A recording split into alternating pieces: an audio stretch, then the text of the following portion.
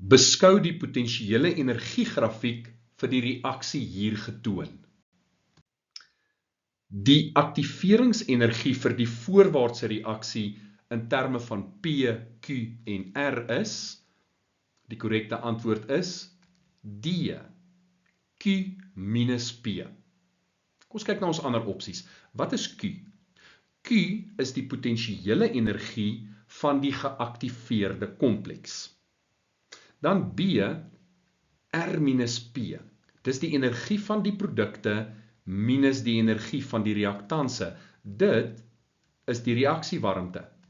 En dit gaan 'n positiewe waarde wees, want hierdie is 'n voorbeeld van 'n endotermiese reaksie.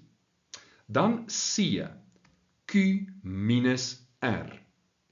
Dit sal die aktiveringsenergie wees vir die terugwaartse reaksie. Met ander woorde, as ons hier begin en daar sou eindig. En laastens, Q minus P. Dit is die aktiveringsenergie vir die voorwaartse reaksie.